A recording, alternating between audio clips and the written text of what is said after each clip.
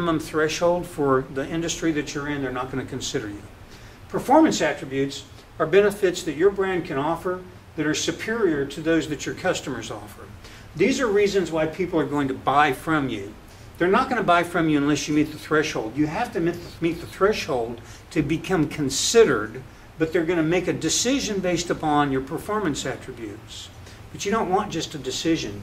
You want excitement. You want the consumer aggressively being a proponent and advocate for your product or service, and they have to be excited about what you are doing to take that step. So again, threshold attributes are, does it work? Performance attributes are things like, is it easy? And excitements are, does it deliver the results I want in an overwhelmingly positive fashion? Here's another way of looking at building brands. You've got two different factors you're considering, relevance and differentiation. You could have a low differentiation, meaning that your product is not very differentiated, and if the relevance is low, then the factors that you're talking about are not factors that you need to be spending any time on.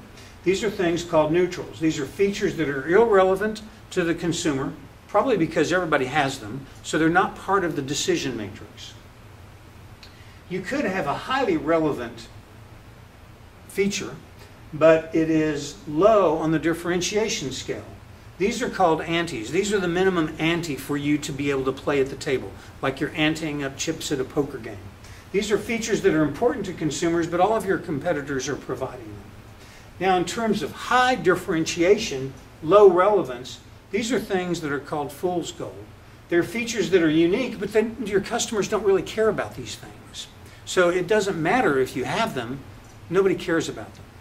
But the drivers, these are the features that are both unique and that are highly relevant. People care about them, they're unique, they're going to be the things that are going to drive customers to you.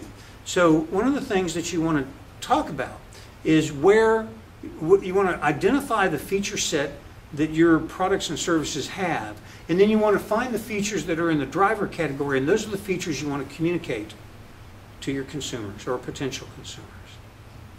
Everybody knows about social media. Twitter, Facebook, LinkedIn, Google+, Instagram, all these other sites that are similar, and many more that I have not even come close to mentioning. They're important. Social media has changed the dynamics of the game, especially in certain industries. If you're in a retail industry, restaurants, clothing, something like that, where you're dealing with a lot of consumers and you're dealing with brand loyalty on a regular basis, social media can be a game changer for you. But not all businesses need to be concerned about social media. If you're in a financial services business, or if you're in a number of other businesses where social media